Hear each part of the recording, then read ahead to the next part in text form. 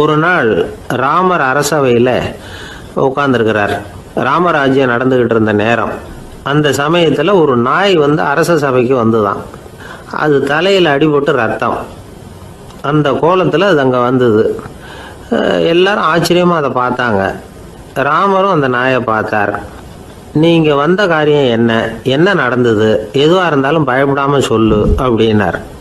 உடனே அந்த நாய் மெதுவாக சொல்ல ஆரம்பிச்சுதான். ஐயா, நான் தெருவில் போய்கிட்டு இருந்தேன். வழியில் ஒருத்தர் வந்தார். அவர் வேத சாஸ்திரம்லாம் படித்த பெரியவர். அவர் எந்த காரணமும் இல்லாமல் அவர் கையில் வச்சுருந்த குச்சியால் என் தலையில் அடிச்சுட்டார். அதுதான் தலையில் ரத்தம். இதை நீங்கள் விசாரித்து தகுந்த தீர்ப்பு வழங்கணும் அப்படின்னு தான் அந்த நாய். ராமர் பார்த்தார். உடனே தன்னுடைய காவலர்களை அனுப்புனார். அந்த ஆளை எங்கே இருந்தாலும் போய் கொண்டுகிட்டு வாங்க அப்படின்னு விட்டார். காவலர்கள் போனாங்க. அந்த ஆளை பிடிச்சி கொண்டு வந்துட்டாங்க.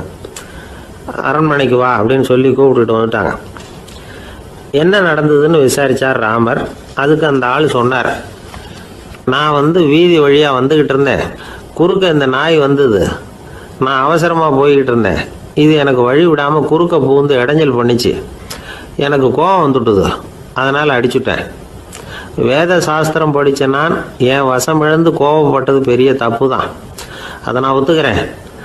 குற்றத்தை ஒப்புக்கொள்கிறேன். எனக்கு என்ன தண்டனை கொடுக்கணுமோ அதை கொடுங்க, ஏற்றுக்கிறேன் அப்படின்னு விட்டார். சரி, இப்போ அந்த ஆளுக்கு தண்டனை கொடுக்கணும். என்ன தண்டனை கொடுக்கறது யோசனை பண்ணார் ராமர். அதையும் அந்த நாய்கிட்டே கேட்டார். நீயே சொல்லு, என்ன தண்டனை கொடுக்கலாம் இவருக்கு அப்படின்னார். இதுக்கு அந்த நாய் என்ன சொல்லிச்சு தெரியுமா? இவரை ஏதாவது ஒரு கோயிலுக்கு தர்மகர்த்தாவாக நியமனம் பண்ணி கொடுங்க, அதுதான் இவருக்கு சரியான தண்டனை அப்படின்னுது. இதை கேட்டதும் ராமர் முகத்தில் புன்னகை. ஆனால் அங்கே இருந்த மற்றவங்களுக்கெல்லாம் ஆச்சரியம். அது எப்படி, தப்பு செஞ்சவங்களுக்கு தண்டனை கொடுக்கறது தானே நியாயம், அதை விட்டுட்டு தர்மகர்த்தா பதவியை கொடுக்க சொல்லுது இந்த நாய் அப்படிங்கிற ஆச்சரியம். இந்த சந்தேகத்தை அந்த நாய்கிட்டே கேட்டாங்க அங்கே இருந்தவங்க. இதுக்கு அந்த நாய் பதில் சொல்லிச்சான். நான் போன பிறவியில் ஒரு கோயிலுக்கு தர்மகர்த்தாவாக இருந்தேன். எவ்வளவோ கவனமாக எச்சரிக்கையாக தான் என்னுடைய கடமைகளை எல்லாம் செஞ்சுக்கிட்டு வந்தேன். அப்படி இருந்தாலும் சில சமயங்களில் என்னையும் மீறி கோயில் செல்வத்தை நான் அனுபவிக்கிறதுக்கு காரணம் ஆயிட்டேன். ஒரு கோவிலுக்கு தர்மகர்த்தாவாக இருக்கிறவங்க எப்படியும் இந்த பாவத்திலேருந்து தப்பிக்கிறது கஷ்டம்.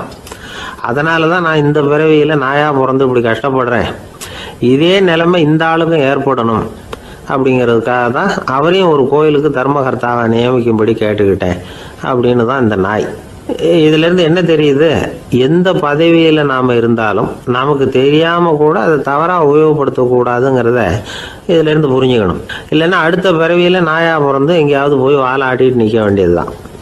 கோவில் வாசலில் 2 நாய் பேசிக்கிட்டு இருந்து தான். போன ஜென்மத்தில் நான் மனுஷனாக தான் இருந்தேன்.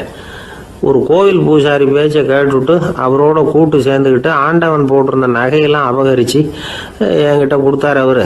நான் எடுத்துகிட்டு வந்துட்டேன். திருடினது அந்த ஆள் தான், எடுத்துக்கிட்டு வந்தது தான் நான்.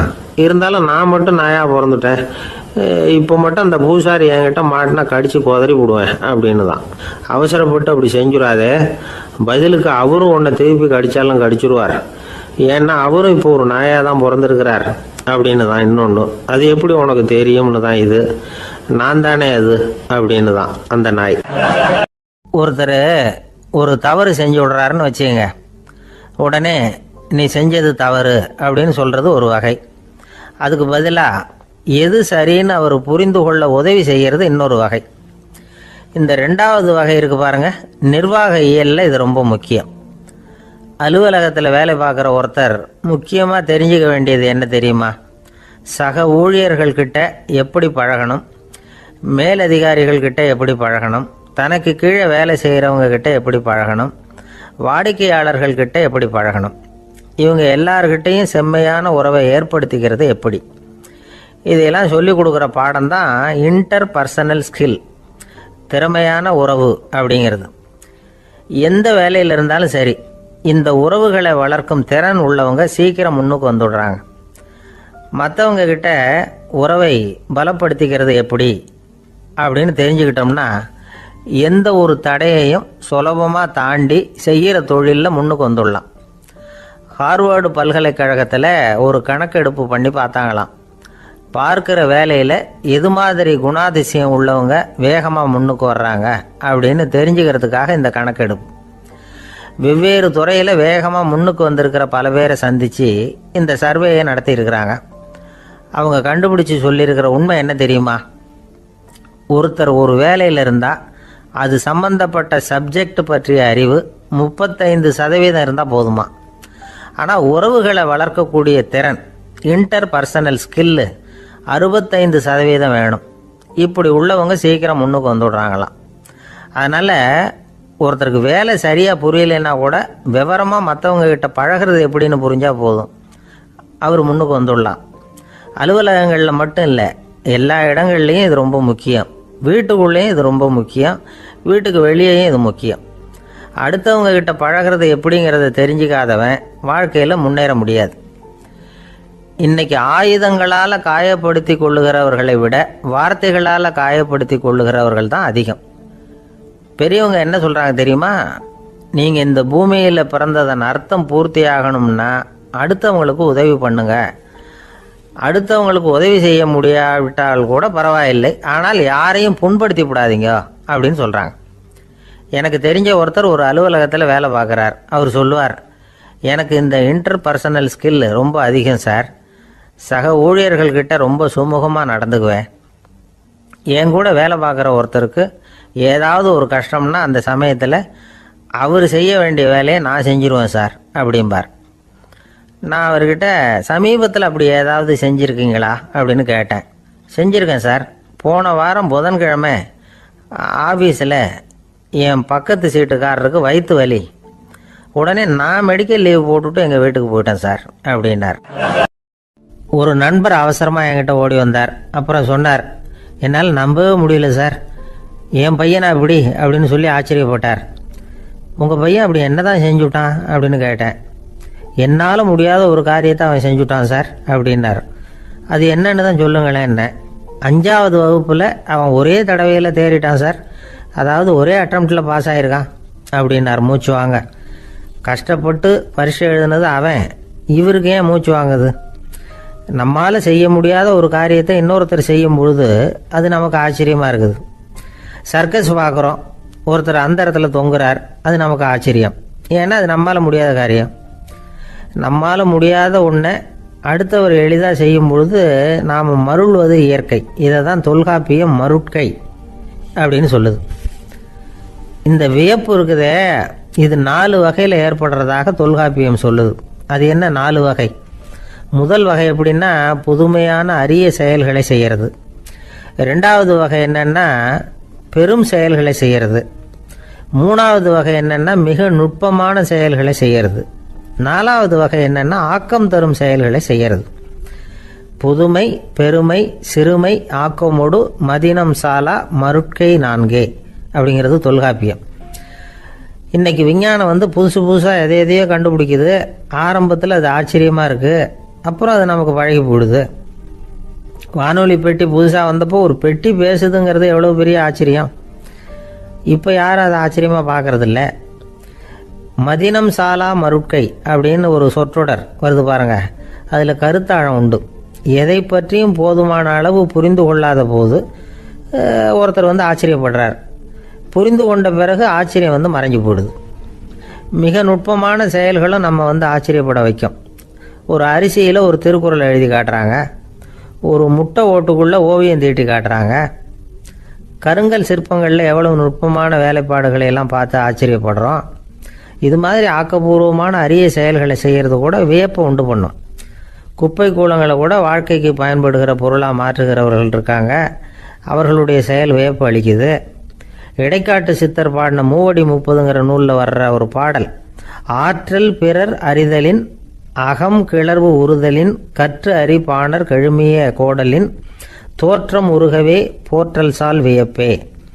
ஒருத்தருடைய ஆற்றல் தெரியாமல் இருந்தது, அவருடைய அரிய செயலை பார்க்கும் பொழுது வியப்பாக இருந்தது, மனசுக்குள்ள கிளர்ச்சி. பாவலர்கள் இவர்களுடைய புகழை பாடி மற்றவர்களும் தெரிந்து கொள்ளுமாறு செய்கிறார்கள் அப்படிங்கிறது தான் ஒரு யதார்த்தமான உண்மை. ஆக எல்லா வகையிலும் மக்கள் தங்களுடைய வாழ்க்கையில் முன்னேறுவதற்கான வழிகாட்டுகிற ஒரு மெய்ப்பாடு தான் வியப்புங்கிறது. இந்த காலத்தில் நம்ம எப்படியெல்லாம் ஆச்சரியப்பட வைக்கிறாங்க. ஒரு ஆளை பிடிச்சி ஜெயிலில் கொண்டு வந்தாங்க. ஜெயில் அதிகாரி அவனை ரொம்ப ஆச்சரியமாக பார்த்தாரான். இவன் கேட்டான், ஏன் சார் அப்படி பார்க்குறீங்க, நான் இப்போ இங்கே வர்றது உங்களுக்கு ஆச்சரியமாக இருக்குதா அப்படின்னு கேட்டிருக்கான். இதுக்கு ஜெயில் அதிகாரி சொல்லியிருக்கார், நீ இப்போ இங்கே வந்ததில் எனக்கு ஒன்றும் ஆச்சரியம் இல்லைப்பா, ஏற்கனவே நீ இங்கேருந்து விடுதலையாகி போய் 6 மாதம் ஆச்சு, இவ்வளவு லேட்டாக வர்றியே அதுதான் எனக்கு ஆச்சரியமாக இருக்குது அப்படின்னாராம். ஒரு அம்மா தெருவில் உட்காந்து என்னத்தையோ தேடிட்டு இருக்கிறாங்க. அந்த அம்மா ஒரு சுஃபி ஞானி. அவங்க பேர் என்னன்னா ரபியா அல் அடாவியா. அந்த அம்மாவுக்கு கண் கூட தெளிவாக தெரியாது. அந்த பக்கமாக வந்த சில பேர் இவங்களுக்கு உதவி செய்கிறதுக்காக வந்தாங்க. என்ன தேடிட்டு இருக்கிறீங்க அப்படின்னு கேட்டாங்க. இதுக்கு அந்த அம்மா, அந்த கேள்வி அவ்வளோ முக்கியத்துவம் இல்லை, நான் தேடிட்டு இருக்கிறேன், உங்களால் முடிஞ்சால் எனக்கு உதவி பண்ணலாம் அப்படின்னாங்களாம். உதவி செய்ய வந்தவங்களுக்கு ஆச்சரியம், எதை தேடுறோங்கிறது தெரியாமல் இப்படி ஏன் நேரத்தை செலவழிக்கிறீங்க, நாங்கள் எப்படி உங்களுக்கு உதவ முடியும், எங்களுக்கு ஒன்றும் புரியலையே அப்படின்ட்டுருக்காங்க. சரி, உங்களை திருப்தி பண்ணுறதுக்காக சொல்கிறேன், ஒரு குண்டூசி தொலைஞ்சி போச்சு, அதை தேடுறேன் அப்படின்னாங்களாம் அந்த அம்மா. அதுக்கப்புறம் இவங்களும் சேர்ந்து தேட ஆரம்பிச்சிட்டாங்க. கொஞ்ச நேரம் ஆச்சு, ஒன்றும் கிடைக்கல. உதவி செய்ய வந்தவங்களும் அழுத்து போட்டாங்க. அப்புறம் கேட்டாங்க, இதை பாருங்கம்மா, இது ரொம்பவும் பெரிய தெரு, அகலமான தெரு, அதனால் குறிப்பாக நீங்கள் எந்த இடத்துல அந்த குண்டூசியை தொலைச்சிங்க அதை சொல்ல முடியுமான்னாங்களாம். இதுக்கு அந்த அம்மா, நீங்கள் மறுபடியும் அர்த்தமில்லாத கேள்வியை கேட்குறீங்க, உங்கள் கேள்விக்கும் நான் தேடுறதுக்கும் என்ன சம்மந்தம்னாங்களாம். இதை கேட்டதும் அவங்க ஒரு மாதிரி ஆயிட்டாங்க. என்னம்மா நீங்கள் பைத்தியம் மாதிரி பேசுகிறீங்க அப்படின்னாங்களாம். சரி, உங்களை மறுபடியும் திருப்திப்படுத்துறதுக்காக சொல்கிறேன், அதை நான் எங்கள் வீட்டில் தொலைச்சிட்டேன் அப்படின்னாங்களாம். அப்புறம் எதுக்காக இங்கே வந்து தேடிட்டு இருக்கிறீங்க அப்படின்னு கேட்டிருக்காங்க. ஏன்னா இங்கே தான் வெளிச்சம் அதிகமாக இருக்குது, அங்கே வீட்டுக்குள்ளே இருட்டாக இருக்குது, அதனால் இங்கே வந்து தேடுறேன், வெளிச்சம் உள்ள இடத்துல தானே தேட முடியும் அப்படின்னாங்களாம் அந்த ஞானி. இந்த கதைக்கு என்ன அர்த்தங்கிறத பெரியவங்க சொல்கிறாங்க. அதாவது இந்த தேடுதல்ங்கிறது ஒரு வியாதி, அது நம்ம சதா அலைய வைக்கும், பைத்தியமாக மாற்றுறதுக்கு முயற்சி பண்ணோம், ஒரு காலம் அது நிறைவு அடையவே அடையாது. வாழ்வுங்கிறது ஒரு புரிந்து கொள்ள முடியாத சதா இயங்கி கொண்டிருக்கிற ஒரு செயல், அதுக்கு ஆரம்பமும் இல்லை முடிவும் கிடையாது. எதையோ தேடணும் அப்படிங்கிற உந்துதல் நமக்குள்ளே இருக்கும், ஆனால் குறிப்பாக எதை தேடிட்டு இருக்கிறோம் அப்படிங்கிறது புரியாது. அப்படி ஏதாவது ஒன்றை தேடி அடைஞ்சிடுறோம்னு வச்சுக்கோங்க, உடனே ஒரு அதிருப்தி வந்துடும். அதனால் வாழ்க்கைங்கிறது சலிப்பு நிறைந்தது அப்படிங்கிற எண்ணத்தை உண்டாக்கிக்கிறோம். ஒன்று அடைஞ்சதுக்கு அப்புறம் இன்னொன்று தேட ஆரம்பிச்சிருவோம். ஆக இந்த தேடல்ங்கிறது நாம் ஒன்று அடைஞ்சாலும் அடையாவிட்டாலும் தொடர்ந்து நடந்துக்கிட்டு தான் இருக்கும், இதுக்கு முடிவே கிடையாது. இந்த உண்மையை நாம் நல்லா புரிஞ்சுக்கணும் அப்படிங்கிறது பெரியவங்களுடைய கருத்து. ஏழையும் தேடுறான், பணக்காரனும் தேடுறான், நோயாளியும் தேடுறான், நோய் இல்லாதவனும் தேடுறான், அதிகாரம் உள்ளவனும் தேடுறான், அதிகாரம் இல்லாதவனும் தேடுறான், முட்டாளும் தேடுறான், அறிவாளியும் தேடுறான். ஆனால் யாரும் இதை தான் தேடி சாதிக்க போகிறோம், இதுதான் முடிவு அப்படின்னு திட்டவட்டமாக சொன்னதில்லை. ஒன்று அடைஞ்சதும் இன்னொன்று தேட ஆரம்பிச்சிடுறாங்க, அவ்வளோதான். அதாவது உங்களின் தேடுபவர் உங்கள் உள்ளே தான் இருக்கிறார், அவரை தேடி கண்டுபிடியுங்கள். இதுதான் ஞானிகள் நமக்கு சொல்லுகிற ஒரு ஆலோசனை. நம்மால் ஒருத்தன் ஜெயிலில் இருந்தான். இன்னொரு கைதி அவனை பார்த்து கேட்டான், ஏன்பா உன்னை பார்க்குறதுக்கு வெளியிலேருந்து யாருமே இங்கே வர்றது இல்லையே, உனக்கு சொந்தக்காரங்களே கிடையாதா அப்படின்னு கேட்டானா. ஏன் இல்லை, எனக்கு சொந்தக்காரங்க நிறைய பேர் உண்டு, அவங்க என்னை பார்க்க வராததுக்கு காரணம் வேற அப்படின்ட்டுருக்கான் இவன். என்ன காரணம்னு கேட்டான் அவன். அதுக்கு இவன் சொன்னானா, அதுக்கு என்ன காரணம்னா அவங்க எல்லாரும் இங்கே உள்ளே இருக்கிறாங்க அப்படின்னானா. ஒரு ஆசாமி வேகமாக ஓடிக்கிட்டு இருந்தான். ஏன் இப்படி ஓடுறேன்னு கேட்டார் இன்னொருத்தர். அங்கே ஒரு ஆள் அடிபட்டு கிடக்கிறான், அதை பார்த்தேன், உடனே ஓடுறேன்னா. எங்கேன்னு கேட்டார். ஆஸ்பத்திரிக்குன்னா. ஒரு ஆள் அடிபட்டு கிடக்கிறத பார்த்தா உடனடியாக நாம் செய்ய வேண்டியது முதல் உதவி, அதுக்கப்புறம் தான் ஆஸ்பத்திரி. இன்றைக்கி விபத்துங்கிறது சர்வசாதாரணமாக நடந்துக்கிட்டு இருக்குது. வாகன விபத்து, வெடிகுண்டு விபத்து, தீ விபத்து, கட்டடம் சரியறது, பூகம்பம், இப்படி நிறைய நடக்குது. ஒரு விபத்தை பார்த்துட்டா நம்மளில் பல பேர் நமக்கு என்னத்துக்கு வம்புன்னு ஒதுங்கி போயிடுறதும் உண்டு. சில பேர் துணிஞ்சு கிட்ட போய் உதவி செய்கிறதும் உண்டு. அப்படி உதவி செய்ய நினைக்கிறவங்களுக்கு உபயோகப்படுற தகவல் இது. விபத்தில் காயமடைஞ்சவங்களை 3 பிரிவாக பிரிக்கலாமா. முதல் வகை கொஞ்சம் சீரியஸானது. உயிருக்கு உடனே ஆபத்து தரக்கூடியது. மூளை காயம், முகம், கழுத்து காயங்கள், இருதயம், நுரையீரல் காயங்கள், வயத்தில் உள்ளுறுப்பு காயங்கள், அதிகப்படியான இரத்தப்போக்கு, இதனால எல்லாம் பாதிக்கப்பட்டிருந்தால் அது முதல் வகை அப்படின்னு நாமளே மனசுக்குள்ளே முடிவு பண்ணிக்கணும். இவங்களுக்கெல்லாம் உடனடியாக முதல் உதவி கொடுக்கணும். தாமதப்படுத்தாமல் ஆஸ்பத்திரிக்கு கொண்டுகிட்டு போயிடணும். இப்படி கொஞ்சம் எச்சரிக்கையாக நடந்துக்கிட்டால் அவங்களில் பல பேரை காப்பாற்றி போடலாம். ரெண்டாவது வகை எப்படின்னா, முதல் உதவி விரைவாக கிடைச்சா உயிர் பிழைக்கக்கூடிய மார்பு காயங்கள், கைகால் எலும்பு முறிவு, இடுப்பு முதுகெலும்பு காயம், சீரான இரத்த சேதம், இப்படிப்பட்டவங்களை ரெண்டாவது வகையாக பிரிக்கணும். ஆபத்து இல்லாத சிராய்ப்புகள், சிறு காயங்கள், இரத்த உறைவுகள், இதனால் பாதிக்கப்படுறவங்க மூணாவது வகை. ஒருத்தர் தலையில் அடிபட்டு நினைவு விழுந்துட்டாருன்னு வச்சுங்க, அவருக்கு வாந்தி வர்றதுனால புறையேறி மூச்சு அடைப்பு உண்டாகும். இப்படி ஆகாமல் இருக்கிறதுக்காக தலையை ஒரு பக்கமாக சாய்ச்சி வைக்கலாம். நாடி துடிப்பையும் இதய துடிப்பையும் தொட்டு பார்க்கணும். அது குறைஞ்சிருந்தாலும் சரி, நின்று இருந்தாலும் சரி, அவர் மார்பை நிமிஷத்துக்கு 80 தடவை உள்ளங்கையால் அழுத்தி இதய துடிப்பை மீட்கிறதுக்கு உதவி பண்ணணும். கழுத்தில் காயம்பட்டாலும் ஆபத்து அதிகம். கழுத்துக்கு அடியில் ஒரு துண்டை மடித்து வைக்கலாம். 2 பக்கமும் சின்ன தலையணை அல்லது துணி மடிப்புகளை வச்சு கழுத்தை அதிகமாக அசையாமல் பார்த்துக்கலாம்.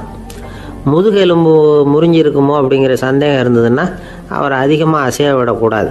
அதிகமாக அசைஞ்சால் தண்டு இடத்துல பாதிப்பு ஏற்பட்டு கை கால் விளங்காமல் போயிடும். அவரை ஒரு கனமான போர்வை இல்லைன்னா பாயில் படுக்க வச்சு 4 பேர் மெதுவாக தூக்கி மருத்துவ உதவிக்கு அனுப்பி வைக்கலாம். கையெலும்பு முறிஞ்சிருந்தால் முறிஞ்ச பாகத்தை உடம்போடு சேர்த்து அசையாமல் கட்டி போடலாம். கால் எலும்பு முறிஞ்சிருந்தால் மற்ற காலோடு சேர்த்து கட்டி போடலாம். முறிஞ்ச பாகம் தொங்காமல் பார்த்துக்கணும். அப்போ தான் வீக்கம் உண்டாகாமல் இருக்கும்.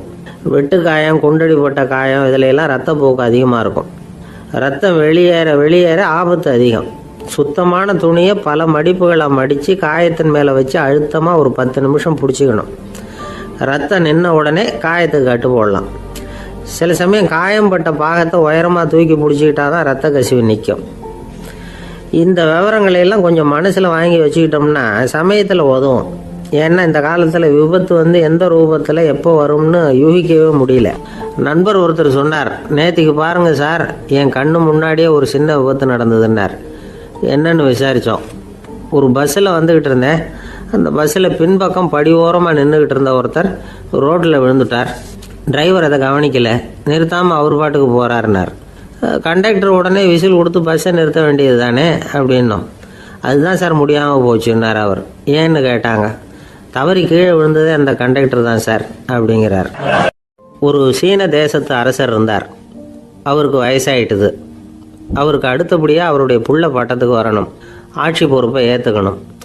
ஒரு நல்ல தலைவனுக்கு இருக்க வேண்டிய பண்புகள்லாம் தன்னுடைய மகனுக்கு இருக்கணும்னு விரும்பினார் அந்த அரசர். அதனால் இளவரசனை பக்கத்தில் இருந்த ஒரு குரு கிட்ட அனுப்புனார். இளவரசன் அவர்கிட்ட போய் சேர்ந்தான். அந்த குரு என்ன பண்ணார் தெரியுமா? இவனை பார்த்து சொன்னார், இதை பாருப்பா, நீ என்ன பண்ணுற, இப்போவே பக்கத்தில் இருக்கிற காட்டுக்கு போ, நடு காட்டில் போய் ஒரு இடத்துல உட்காந்துக்கோ. அங்கே என்னென்ன சத்தம்லாம் உன் காதில் விழுதுன்னு கவனித்து கேளு. உன் காதில் விழுந்த ஓசைகள் என்னென்னங்கிறத என்கிட்ட சொல்லு, அதுதான் எனக்கு தெரியணும், உனக்கு வேலையும் அதுதான் அப்படின்னு சொல்லி அனுப்பி வச்சுட்டார். இளவரசன் காட்டுக்கு போனான். குரு சொன்னபடியே ஒரு இடத்துல உட்காந்து கவனித்து கேட்டான். அதுக்கப்புறம் குருக்கிட்ட திரும்பி வந்தான். என்னென்ன சத்தம்லாம் கேட்ட அப்படின்னு கேட்டார் குரு. குருவே, காட்டில் நான் பறவைகள் சத்தம்லாம் கேட்டேன், மிருகங்களின் ஓசையையும் கேட்டேன், இதை தவிர இடி, மின்னல், மழை இதுகளோட சத்தத்தையும் கேட்டேன் அப்படின்னா. குரு யோசனை பண்ணார், நீ இன்னமும் சரியாக கேட்கல, அதனால் மறுபடியும் காட்டுக்கு போ, கொஞ்ச நாள் தங்கியிருந்து கேட்டுட்டு வா அப்படின்னார். இளவரசனுக்கு ஒன்றும் புரியல. இருந்தாலும் குருவின் கட்டளையாச்சே, மறுக்க முடியுமா? உடனே அவன் மறுபடியும் காட்டுக்கு போனான். ஒரு இடத்துல உட்காந்தான். கொஞ்ச நேரம் உன்னிப்பாக கவனித்து கேட்டான். சில நாள் கழித்து குருக்கிட்ட திரும்பி வந்தான். குருவே, இந்த தடவை சில துல்லியமான சத்தங்களை எல்லாம் கேட்டான். தேனீ பறக்கிற சத்தம், நீரோடையின் மெல்லிய ஓசை, இதெல்லாம் கேட்டேன்னா. குரு சிரித்தார். நீ மறுபடியும் காட்டுக்கு போ, இன்னும் சில நாள் அங்கே இரு, முழுமையாக கவனமாக கேட்டுக்கிட்டு வா அப்படின்னு சொல்லி அனுப்பி வச்சுட்டார். இளவரசனுக்கு குழப்பம் அதிகமாயிட்டுது. ஒன்றுமே புரியல. மறுபடியும் காட்டுக்கு போனான். மௌனமாக ஒரு இடத்துல உட்காந்துட்டான். அப்படியே தியானத்தில் ஆழ்ந்துட்டான். சில நாளில் அவனுக்கு இதுவரை கேட்காத ஓசைகள்லாம் கேட்க ஆரம்பிச்சிட்டுது. இதைத்தான் நான் கேட்கணும்னு என்னுடைய குரு எதிர்பார்த்துருக்கிறாருங்கிறத புரிஞ்சுக்கிட்டான். உடனே குருக்கிட்ட ஓடனான். குருவே, இந்த தடவை காதுகளுக்கு கேட்க முடியாத சில ஓசைகளை கூட என்னால் உணர முடிஞ்சுது. பூ மலருகிற ஓசை, சூரியனால் பூமி சூடாகிறப்போ எழுகிற ஓசை, காலை பனித்துளி இந்த புல்லுலாம் குடிக்கிற ஓசை, இது எல்லாம் என்னால் நல்லா கேட்க முடிஞ்சுது அப்படின்னா. குருவுக்கு இப்போ தான் திருப்தி ஏற்பட்டு தான் இளவரசனை பார்த்து சொன்னார், இதை பாருப்பா, இப்போ தான் நாட்டை ஆளுகிற தகுதி உனக்கு வந்திருக்குது அப்படின்னு சொல்லி அதுக்கு விளக்கமும் கொடுத்தாராம். எந்த அரசன் தன்னுடைய மக்களின் இதயம் பேசுகிற மௌன மொழியை, மௌன வார்த்தைகளை கேட்குறானோ அவன்தான் ஆள தகுதி உள்ளவன். எந்த அரசன் தன்னுடைய மக்களின் உணர்ச்சிகளை உண்மையாக உணர்றானோ அவன்தான் முதன்மையான அரசன். போலி வார்த்தைகளை மட்டும் கேட்டுட்டு பல மௌன ராகங்களை காதில் வாங்கிக்காதவன் அரசனே இல்லை. எந்த நாட்டில் எப்போ ஒரு அரசன் தன்னுடைய மக்களின் உணர்ச்சிகளை கேட்க மறுக்கிறானோ அன்னையிலேருந்தே அந்த நாடு அழிய தொடங்குது அப்படின்னு அர்த்தம். இதுதான் அந்த குரு இளவரசனுக்கு போதிச்சது. வாயால் பேசுகிறத மட்டும் கேட்டு ஏமாறக்கூடாது, உணர்ச்சிகளையும் கேட்கறதுல தான் மனப்பக்குவம் உண்டாகும். மக்கள் உணர்ச்சிகளை புரிந்து கொள்ளாத அரசர்கள் நீடிச்சிருக்க முடியாது. அது மாதிரி நாடுகளில் அடிக்கடி குழப்பம் தான் உண்டாகும். அப்படி இருந்தால் அடிக்கடி ஆட்சி மாறிக்கிட்டு இருக்கும். அப்படிப்பட்ட ஒரு தேசம், அங்கே ஒரு சிறைச்சாலையில் 3 கைதிகள் பேசிக்கிட்டு இருந்தாங்க. ஒருத்தன் சொன்னான், நான் இந்த நாட்டு ராஜாவை எதிர்த்து பேசிக்கிட்டு இருந்தேன், அதனால் என்னை பிடிச்சி கொண்டாந்து இங்கே போட்டுட்டாங்க அப்படின்னா ஒருத்தன். இன்னொருத்தன் சொன்னான், நான் இந்த நாட்டு ராஜாவை ஆதரித்து பேசிக்கிட்டு இருந்தேன், அதனால் என்னை பிடிச்சி கொண்டாந்து இங்கே தள்ளிவிட்டாங்க அப்படின்னா. அது சரி, நீ என்ன தப்பு பண்ண அப்படின்னு சொல்லி 3வது ஆளை பார்த்து இவங்க கேட்டாங்க. அதுக்கு அந்த ஆள் சொல்கிறான், நான் தான் இந்த நாட்டு ராஜா அப்படின்னானா. கணவன் மனைவி அன்பாக இருக்கணும், ஒருத்தர் நல்லா புரிஞ்சுக்கணும், விட்டு கொடுக்குற மனப்பான்மை வேணும். அதுதான் ஒரு நல்ல குடும்பம். இன்றைக்கி பல குடும்பங்களில் அர்த்தமில்லாத சண்டைகள் தான் அதிகம். கிராமப்புறங்களில் வேடிக்கையாக ஒரு கதை சொல்லுவாங்க. ஒரு ஊரில் ஒரு ஆள் இருந்தான், வேலை வெட்டி இல்லாமல் சும்மாவே இருந்தான். அவனுக்கு கல்யாணம் பண்ணி வச்சாங்களாம். மனைவி சேர்ந்தா, சும்மாவே உட்காந்துருக்கிறியே, ஏதாவது சம்பாதிக்கிற வழியை பாரு அப்படின்ட்டு இருக்கா. அதுக்கு தான் யோசனை பண்ணிகிட்டு இருக்கிறேன், ஒரு அருமையான ஐடியா அப்படின்னானா. என்ன அது சொல்லு அப்படின்ட்டுருக்கா. அவ ஒரு ஆட்டுக்குட்டி வாங்க போகிறேன்னு இருக்கான். அதை வாங்கி என்ன பண்ண போகிறேன்னா, அந்த குட்டி வளரும், பெருசாகும், அதுக்கப்புறம் அது நிறைய குட்டி போடும் அப்படின்ட்டுருக்கான். சரி, அப்புறம் என்ன, அதையெல்லாம் சந்தையில் கொண்டுட்டு போய் விற்றுவிட்டு அந்த காசுக்கு ஒரு எருவு மாடு வாங்கலாம். சரி, அது எதுக்கு? எருவு மாடு நிறைய பால் கொடுக்கும், அதை கொண்டுகிட்டு போய் பால் பண்ணையில் கொடுப்பேன், அல்லது நானே விற்றுருவேன், கை நிறைய காசு கிடைக்கும். அதுக்கப்புறம் ஒரு பசுமாடு வாங்குவேன், பாலையும் விற்கலாம், நாமளும் காய் போட்டு சாப்பிட்லாம், இப்படிலாம் சொல்லியிருக்கான். அப்போ அந்த பொண்ணு சொல்லிச்சான், அடுத்த தெருவில் இருக்கிற எங்கள் அம்மா வீட்டுக்கும் கொஞ்சம் பால் கொடுத்து அனுப்பலாம் அப்படின்ட்டுருக்கா அந்த பொண்ணு. இந்த இடத்துல கணவனுக்கு கோவம் வந்துட்டுது. அது எப்படி உங்கள் அம்மா வீட்டுக்கு எதுக்கு கொடுக்கணும், அதெல்லாம் முடியாதுன்றிருக்கான். இந்த இடத்துல சண்டை ஆரம்பமாயிட்டுது. கொஞ்ச நேரத்தில் 2 பேரும் சத்தம் போட ஆரம்பிச்சிட்டாங்க. கடுமையான சண்டை நடக்கிறத பக்கத்து வீட்டுக்காரன் காதில் வாங்கினான். அவன் ஓடியாந்தான். அவனுக்கு தெரியும், வாங்காத மாட்டுக்காக இப்படி சண்டை போட்டுக்கிட்டு இருக்கிறாங்கங்கிறது அவனுக்கு புரியும். அவன் ஓடி சொன்னான், ஏண்டா உன்னோட பசுமாட்டை ஒழுங்காக கட்டி போடக்கூடாதான்ருக்கான். என்னடா சொல்கிறேன்னா, இவன் உன் மாடு என் தோட்டத்தில் மேய்ஞ்சுட்டுது, பயிரெலாம் நாசமாயிட்டுது, 10,000 ரூபா அளவுக்கு சேதம், அதை வாங்கிட்டு போகிறதுக்கு தான் வந்தேன், குடுறா 10,000 நானா. இவன் அரண்டு போயிட்டான். அப்புறம் சொன்னான், டே, நான் இன்னும் மாடே வாங்கலையே, அதுக்குள்ளே அது எப்படிடா உன் தோட்டத்தில் மேயும், என்னடா உளறேன்ருக்கான். நீ தாண்டா இப்போ உளறிக்கிட்டு இருக்க, மாடே வாங்கலை, அதுக்குள்ளே எப்படிடா உன்னுடைய மனைவி அவங்க அம்மா வீட்டுக்கு பால் கொடுத்து அனுப்ப முடியும் அப்படின்னு அவன் கேட்டானா. நம்ம ஆளுக்கு இப்போ தான் புத்தி வந்துதான். அர்த்தமே இல்லாத சண்டை போட்டுக்கிட்டு இருக்கிறோம் அப்படிங்கிறத அவன் புரிஞ்சுக்கிட்டானான். இது நம்ம முன்னோர்கள் சொல்லியிருக்கிற ஒரு கதை. சண்டையில் தான் அர்த்தம் இல்லையே தவிர கதையில் அர்த்தம் உண்டு. அதாவது இல்லாத விஷயங்களுக்காக சண்டை போட்டுக்கிட்டு இல்லறத்தை வீணாக்கிக்கிட்டு இருக்கிற மனிதர்கள் இன்றைக்கு நிறைய பேர் இருக்கிறாங்க. ஒருத்தன் தன்னுடைய மனைவியை பற்றி மாமனார்கிட்ட புகார் சொன்னானா, மாமா, உங்கள் பொண்ணு அர்த்தமில்லாத சண்டை போடுறா, எதுக்கு எடுத்தாலும் எடுத்து எறிஞ்சு பேசுகிறா அப்படின்ட்டுருக்கான். நீ எப்படி மாப்பிள்ளை அதை சமாளிக்கிற அப்படின்னு கேட்டிருக்காரு அவர். அவள் எடுத்து எறிகிறது என் மேலே படாமல் ஒதுங்கி நின்றுக்கிறேன் அப்படின்னு நானா இவன்.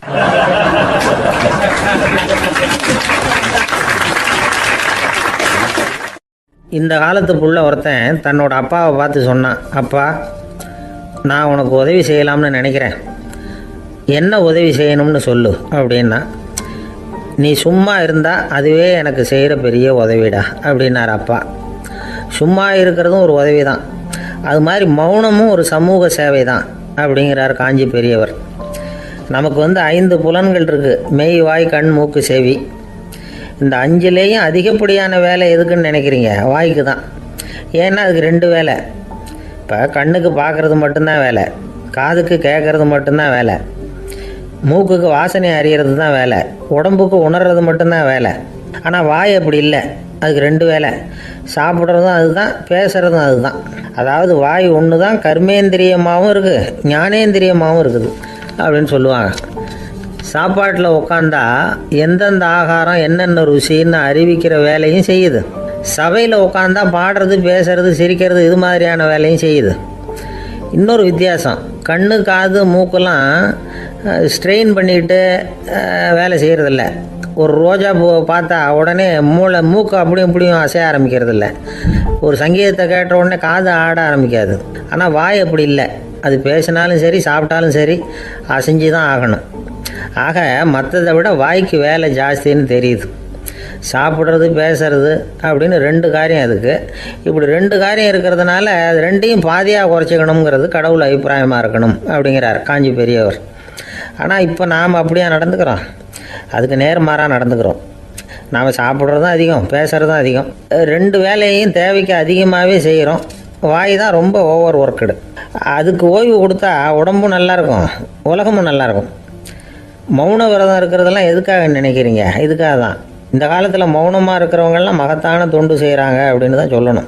சத்தம் அதிகமாக போய் தான் சவுண்டு பொல்யூஷன் வருது. அது மட்டும் இல்லை, மௌனமாக இருந்தால் சண்டை சச்சரவே வராது. மௌனம் கலக நாஸ்தி. ஆக இதுவும் ஒரு சமூக சேவை தான். நமக்கு தான் வாய் இருக்குதுங்கிறதுக்காக வசமாக சாப்பிட்றதும் தப்பு, வளவளன்னு பேசுகிறதும் தப்பு. ஒரு கருத்தை சொல்கிறதுக்கு ஒரே ஒரு சொல்லு போதும் அப்படின்னு இருக்கும்பொழுது 2 சொற்களை செலவு பண்ணாதே. எவ்வளவு சொன்னாலும் அதனால் ஒரு பயனும் விளையாது அப்படின்னு தெரிய வருமே, ஆனால் அந்த ஒரு சொல்லையும் விரயம் பண்ணாதே அப்படிங்கிறார் ஒரு அறிஞர். எல்லா குணங்கள்லேயும் மௌனம்தான் சிறந்தது அப்படிங்கிறார் ஒருத்தர். மௌனமாக இருக்கிறது மூலமாக மற்றவர்கள் குறைகளை நம்மளால் தெரிஞ்சிக்க முடியும். அதே சமயத்தில் நம்மக்கிட்ட இருக்கிற குறைகளை மற்றவங்களுக்கு தெரியாமல் மறைச்சிக்கவும் முடியுங்கிறார் அவர். உண்மைதானே? ஒரு பெரிய மேடை பேச்சாளர், பொது வாழ்க்கையில் 25 வருஷ காலமாக ஈடுபட்டிருக்கிறவர். அவர் மனைவி ஒரு நாள் சொன்னாங்க, எங்கள் வீட்டுக்காரர் 25 வருஷ காலமாக பொது வாழ்வில் ஈடுபட்டிருந்தா கூட இந்த மாதம் 10ஆம் தேதியிலேருந்து தான் மக்களுக்கு சேவை செய்ய ஆரம்பிச்சிருக்கார் அப்படின்னு நாங்கள் ரொம்ப பெருமையாக. 10ஆம் தேதிக்கு அப்படி என்ன விசேஷம் அப்படின்னு கேட்டோம். அன்னையிலேருந்து தான் அவர் மேடையில் பேசுகிறத நிறுத்தினார் அப்படின்னாங்க அந்த அம்மா. ஒரு நண்பர், அவர்கிட்ட பேசிக்கிட்டு இருந்தேன். மனித உறவுகள் பற்றி அவர் சொல்லிகிட்டு இருந்தார். அமெரிக்காவில் தந்தை மகன் உறவு எப்படி இருக்குது அப்படிங்கிறத விளக்கிறதுக்கு அவர் ஒரு கதையை சொன்னார். ஒரு அப்பா பகல் பூராவும் அலுவலகத்தில் வேலை, ஓடி ஆடி உழைச்சிக்கிட்டு களைச்சி போய் ராத்திரி 10 மணிக்கு மேலே வீடு திரும்பினான். வீட்டு வாசலில் அவரோட மகன் காத்துக்கிட்டு இருக்கிறான், இன்னமும் தூங்கலை. அப்பா வாசல்லையே தடுத்து நிறுத்தி, அப்பா உனக்கு சம்பளம் எவ்வளவு அப்படின்னு கேட்குறான். ஏற்கனவே ஆஃபீஸ் பிரச்சனைகளால் அழுத்து போய் திரும்புகிற அப்பாவுக்கு கோவம் வந்துடுது. என்னடா இப்படிலாம் கேளுன்னு உங்கள் அம்மா உனக்கு சொல்லி கொடுத்தாளா அப்படின்னு சொல்லிவிட்டு உள்ளே போய் சட்டையை கட்டி மாட்டி விட்டு குளிச்சு விட்டு மறுபடியும் வெளியில் உடையை மாற்றுகிற சமயம் அப்போ மறுபடியும் மகன் உள்ளே நிற்கிறான் அவர் முன்னாடியே. அப்பா உனக்கு எவ்வளவு சம்பளங்கிறான் மறுபடியும். அப்பாவுக்கு எரிச்சல் அதிகமாகிட்டுது. மணிக்கு $20 போதுமா அப்படின்னார். அப்படின்னா எனக்கு ஒரு $10 தர முடியுமான்னா மகன். இதுக்கு தான் என் சம்பளம் எவ்வளவுன்னு கேட்டியா? 2ஆம் வகுப்பு படிக்கிற உனக்கு எதுக்குடா $10 அப்படின்னு கத்திவிட்டு தொலைக்காட்சி பெட்டியின் முன்னாடி போய் உட்காந்துக்கிட்டு ஏதோ நிகழ்ச்சியை பார்க்க ஆரம்பிச்சுட்டார். கொஞ்ச நேரம் கழித்து மறுபடியும் மகன் நிற்கிறான். அப்பா ப்ளீஸ் எனக்கு ஒரு $10 கொடுக்க முடியுமா? மகனுடைய கண்களில் கண்ணீர். என்னடா அவன் கண்ணீரை காட்டி காரியம் சாதிக்கலாம்னு பார்க்குறியா? ஒரு காசு கூட கொடுக்க மாட்டான் போ அப்படின்னு விரட்டி விட்டான். மகன் கண்ணீரை தொடச்சிக்கிட்டே கண்ணை தொடச்சிக்கிட்டு பேசாமல் போய் படுத்துக்கிட்டானா. கொஞ்ச நேரம் ஆச்சு. அப்பாவோட கோபம் கொஞ்சம் கொஞ்சமாக குறைஞ்சிது. பிள்ளைகிட்ட கோபமாக கத்துனது தப்பு தாங்கிறது புரிஞ்சுது அவனுக்கு. எழுந்திரிச்சு போனான், படுக்கை இறக்கி போனான். மகனை பார்த்தான். அவன் தலையணையை கட்டி பிடிச்சிக்கிட்டு அழுதுகிட்டு இருக்கிறான். அவனை மெல்ல நெருங்கி அவங்ககிட்ட எதமாக பேசுகிறதுக்கு ஆரம்பித்தானான். எதுக்குடா உனக்கு $10 பள்ளிக்கூடத்தில் கேட்டாங்களா அப்படின்னு கேட்டானா. மகன் சொல்லியிருக்கான், இல்லை டாடி, உனக்கு 1 மணி நேரம் சம்பளம் $20ன்னு சொன்னேன். நீ ஏற்கனவே எனக்கு கொடுத்த பாக்கெட் மணி $10 என்கிட்ட இருக்குது. இப்போ நீ இன்னொரு $10 கொடுத்தீங்கன்னா அதையும் சேர்த்து $20 ஆகிடும். அந்த $20 நான் உனக்கு கொடுத்துருவேன். அப்படி கொடுத்தா நீ என் கூட 1 மணி நேரம் செலவழிப்ப இல்லையா? அதுக்காக தான் $10 கேட்டேன் அப்படின்னு சொன்னானான். அந்த அப்பா கண்ணு கலங்கி போச்சான். ஆதரவோடு தன்னுடைய மகனை கட்டி பிடிச்சி அழ ஆரம்பிச்சிட்டாராம். இதுதான் நண்பர் சொன்ன கதை. அமெரிக்கா மட்டும் இல்லை, உலகம் பூராவும் இன்றைக்கி மனித உறவுகள் இப்படி தான் மாறிட்டு இருக்கு. பெரியவர்கள் அறிவுரை என்ன தெரியுமா?